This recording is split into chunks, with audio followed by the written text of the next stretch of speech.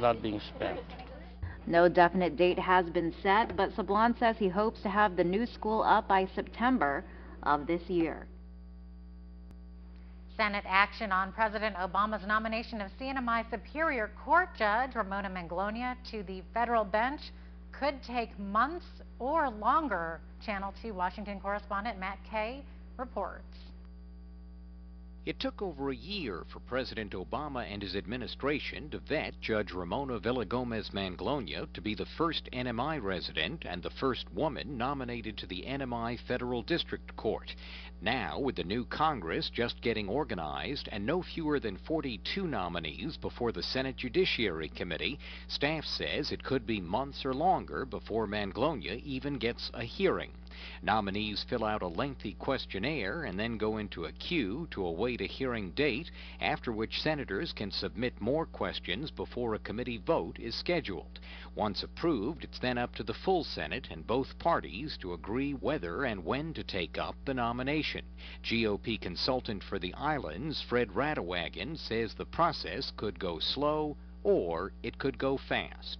Some nominees, it can be up to a year by the time they do their own background checks, and there's always politics involved. I don't know whether the nominee was a Republican or a Democrat in earlier life, but that'll be taken into consideration. There's also trade-offs that the senators do among themselves, so it could be anywhere from a couple months to as much as a year. Radawagan says lawmakers here don't understand that party labels are different in the islands, so majority Senate Democrats will scrutinize Manglona's Republican background. Radawagan says her success also depends on how hard the Obama White House wants to push. Still, Manglona has much going for her, and Radawagan doesn't think her nomination, sought by Congressman Greg Khalili Camacho Sablon, will be controversial when she's ultimately introduced to the Senate Judiciary Committee. Most likely it would be Congressman Sablon introducing her to the committee, and perhaps one of the Hawaii senators, and the hearings then would follow, and they could be perfunctory unless there is some politics that come up that make this a controversial nomination.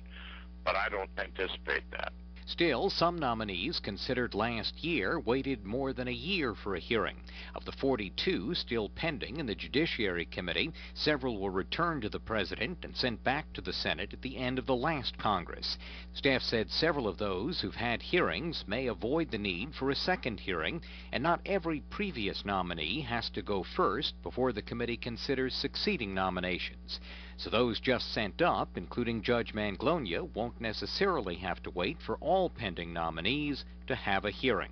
The committee tries to have a nomination hearing about twice a month and a business meeting once a week. On Capitol Hill, Matt Kaye for KSPN Channel 2 News.